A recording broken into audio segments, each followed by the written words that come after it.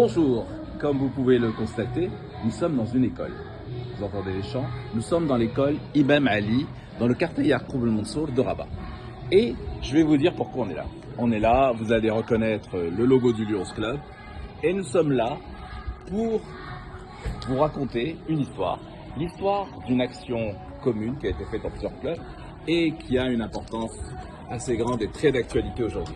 Et nous allons interviewer une certaine personne, la présidente du club Rabat Yédiz, qui est Zineb Tenouri. Bonjour Zineb. Bonjour. Alors Zineb, tu es installée, je sais, et je te remercie d'être parmi nous. Je sais que tu as eu un petit problème à la cheville. Et tu es là pour nous parler de cette action parce que tu tiens à cœur. Voilà. Raconte-nous, je t'écoute. Donc, je salue tout le monde. Merci Hassan pour cette interview.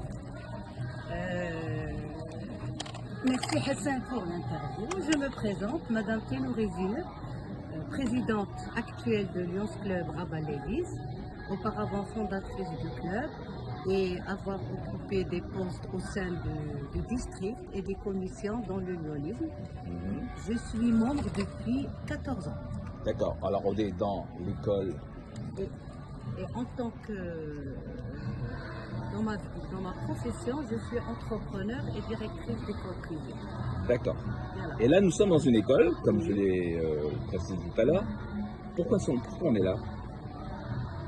Alors, on est là parce que c'est une école, déjà une école publique, où l'environnement il est délaissé.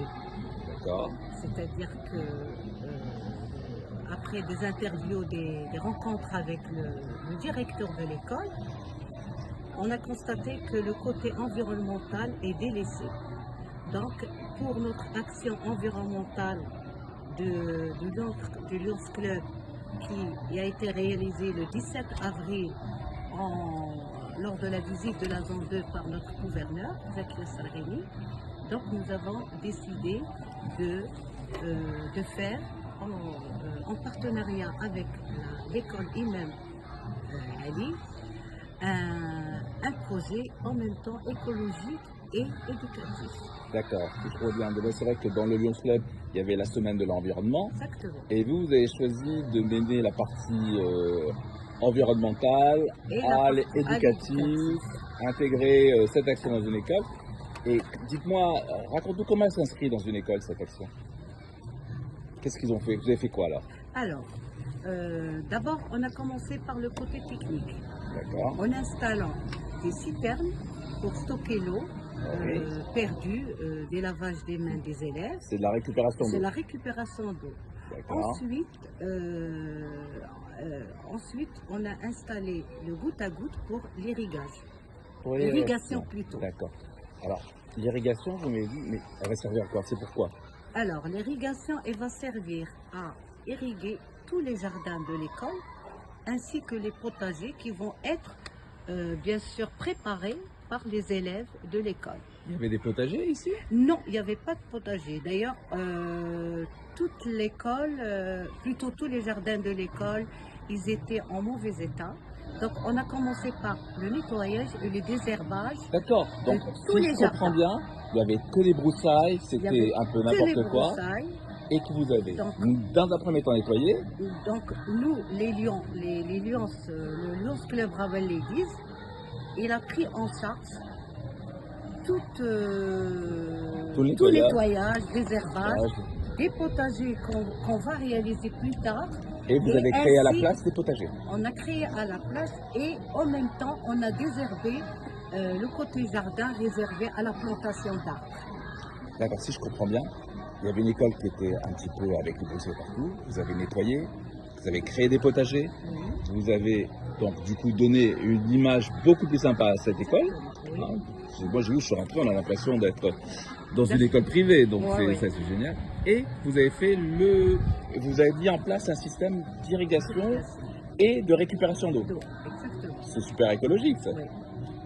Et pour les enfants, c'est quoi l'impact? Pour les enfants, il a un impact positif dans la mesure où, du côté éducatif, l'enfant ne se contente plus de l'enseignement théorique. D'accord. C'est-à-dire La mise en pratique. la mise en pratique, l'élève apprend à semer, à planter et arroser sa plante et la voir grandir. Donc, on fait d'un élève un co-citoyen responsable. Responsable, c'est le mot qui est important.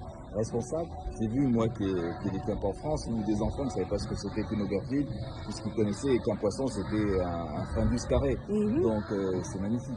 Et là, l'objectif c'est que les enfants prennent conscience, Et qui se responsabilise. responsabilisent. Donc ils vont avoir en charge les différents. Les différents potagers. Ce sont les parcelles qu'on voit là-bas? Alors, les parcelles que vous voyez ici, ils sont partagées, conçues pour les 6 classes primaires, du CE1 D'accord. jusqu'au 6. Chaque classe Donc, chaque classe a une est parcelle. responsable de sa parcelle. Et donc, l'élève, il devient responsable et en même temps, il comprend que ça veut dire la nature et l'environnement. D'accord. Comment c'est venu cette idée de faire ce. Alors, de faire ce l'idée, c'est que pendant la semaine de l'environnement, bien sûr, lors de la visite de la zone 2 par notre gouverneur, nous avons l'axe environnement. Donc, préparer une action environnementale. Et c'est là on a eu l'idée de la faire dans une école publique, projet? C'est génial. dans une école publique située dans un quartier populaire où, et cette école abrite quand même 300 élèves. C'est génial parce qu'en même temps, on aurait pensé à le faire faciliter, le faire dans un petit champ et mettre des oliviers ou mettre des quelques Non, arbres. parce que nous, on vise aussi le côté éducatif Ouais. de l'enfant. Ça, c'est Il magnifique. faut apprendre à l'enfant à connaître la nature, à respecter la nature et à se responsabiliser et travailler avec ses propres mains. C'est-à-dire dépasser, comme j'ai dit, le côté théorique de Bravo, l'enseignement. j'aime beaucoup l'idée et j'aime bien le fait de pouvoir mêler, d'intégrer les enfants dans un process durable et d'être sur la culture et de comprendre exactement quels sont les enjeux d'aujourd'hui et de demain. Merci beaucoup. Et j'ai vu qu'il y avait une partie, vous avez mis, La c'est partie vous qui avez technique. financé la Oui. partie technique. Alors, la partie technique de l'action, c'est que on a financé, bien sûr, l'achat, si j'ose dire, l'achat des citernes. Mhm. Donc, on a Qui acheté vont des récupérer citernes l'eau. qui vont récupérer l'eau usée des lavages des mains. Mhm. Ensuite, grâce aux pompes et goutte à goutte, on fait l'irrigation pour limiter le gaspillage de l'eau. Et les enfants, ils sont conscients de cela. Ouais, en même temps, c'est ça, ils prennent conscience Et de en même l'important. temps de On laisse pas un robinet l'importance. ouvert. Exactement. C'est génial parce que il y a beaucoup d'écoles privées qui n'ont pas ça, il y a Oui, beaucoup oui, d'établissements, oui. donc C'est-à-dire, c'est très valorisant pour eux. c'est-à-dire qu'on voudrait calquer le système privé dans l'école publique avec les moyens de notre club Ladies. Ouais, c'est génial.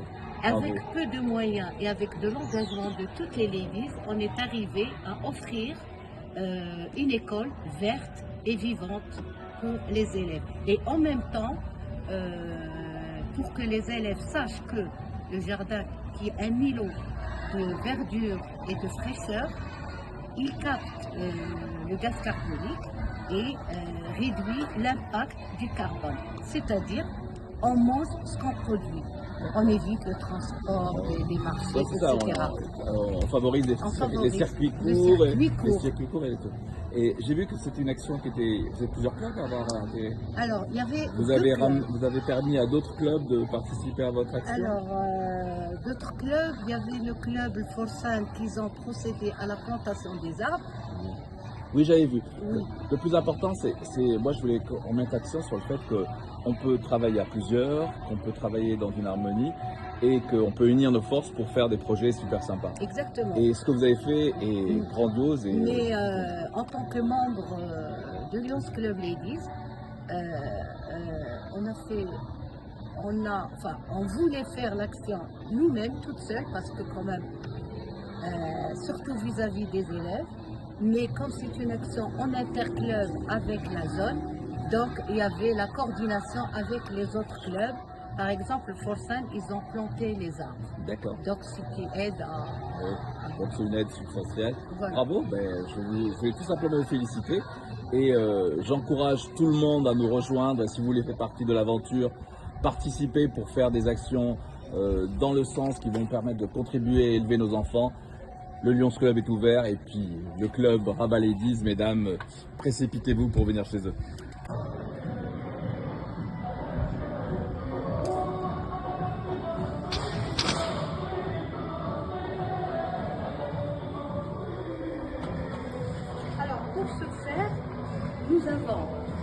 Pour ce faire, du côté technique, nous avons réalisé un raccordement de tuyaux qui partent pour récupérer l'eau perdue des lavages des mains des élèves qui sont stockés dans les citernes.